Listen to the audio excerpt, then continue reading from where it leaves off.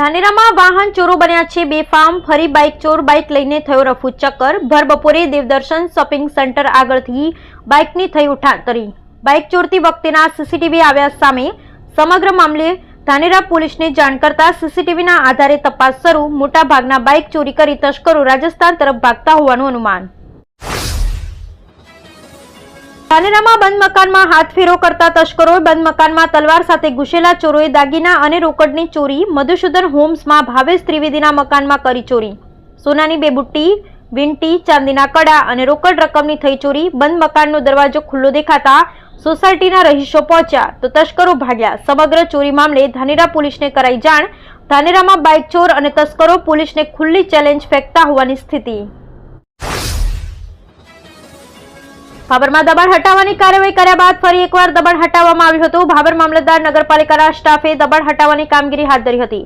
Shopping સેન્ટરોમાં જે દબાણમાં સીડીઓ આવતી હતી તે તોડી નાખતા ઉપર રહેલ લોકો ફસાયા હતા।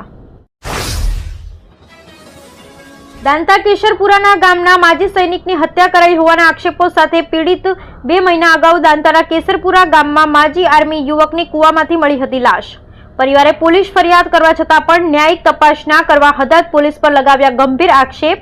પરિવારે સમાજના આગેવાનો સાથે રાખી એસપીને આવેદનપત્ર આપી રજૂઆત કરી 3 દિવસમાં ન્યાયિક તપાસ નહીં થાય તો એક્સ આર્મી સંગઠને ઉગ્ર આંદોલનની ચીમકી ઉચ્ચારી। ગરબા એટલે ગુજરાતની ઓળખ। જેણે ગુજરાતને જેને ગ્લોબલ ઓળખ અપાવી છે ત્યારે આ ગરબા ઉત્સવને ધામધૂમથી ઉજવવા માટે દર વર્ષે વાઇબ્રન્ટ નવરાત્રી ફેસ્ટિવલ ઉજવવામાં આવે છે। ત્યારે અમદાવાદના જીએમડીસી ખાતેથી તારીખ 3 ઓક્ટોબર કેન્દ્રીય ગૃહમંત્રી અમિત શાહના હસ્તે તેમજ મુખ્યમંત્રી ભૂપેન્દ્ર પટેલની વિશેષ ઉપસ્થિતિમાં વાઇબ્રન્ટ નવરાત્રી ફેસ્ટિવલ 2024નો શુભારંભ કરાશે। ચોમાસું તેના અંતિમ દિવસોમાં રાજ્યની જનતાને ભીંજવી રહ્યું છે। વિદાય લેતા ચોમાસાના છેલ્લા રાઉન્ડનો વરસાદ હાલ રાજ્યમાં વરસી રહ્યો છે। હવામાન વિભાગની તાજેતરની આગાહી પર નજર કરીએ તો અમદાવાદ અને ગાંધીનગરમાં હળવાથી મધ્યમ વરસાદની આગાહી છે। કડીમાં મળેલી ગુજરાત કોટન એસોસિએશનની સાધારણ સભામાં પૂર્વ નાયબ મુખ્યમંત્રી નીતિન પટેલે મિલકત ધારકોને ચીમકી આપી છે। કોઈપણ સંજોગોમાં ખોળ કપાસિયામાં ભેળસેળ ન કરવાની વાત કરી છે। ભેળસેળ હું ચલાવી નહીં દઉં તેવું તેમણે કહ્યું હતું।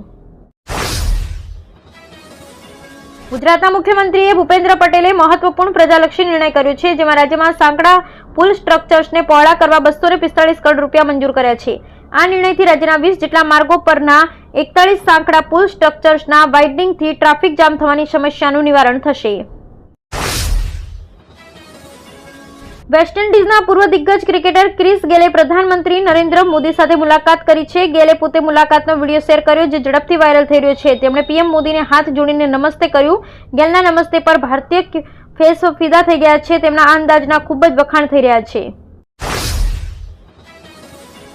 ઈરાને મંગળવારે ઇઝરાયલ સામે મોટી કાર્યવાહી કરી જ્યારે તેણે બેન્જામિન નેતન્યાહુના દેશ વતી લગભગ 200 મિસાઇલો છોડ્યા। હુમલા પછી સાયરનનો અવાજ ઇઝરાયલમાં ગુંજવા લાગ્યો। સામાન્ય લોકોને તાત્કાલિક બોમ્બ આશ્રય સ્થાનોમાં ખસેડવામાં આવ્યા। ઇઝરાયલની સ્થિતિને લઈને અમેરિકા ગુસ્સે ભરાયું હતું અને રાષ્ટ્રપતિ જો બિડને ઈરાની મિસાઇલોને તોડી પાડવા માટે પોતાના દેશની સેનાને મોટો આદેશ આપ્યો હતો।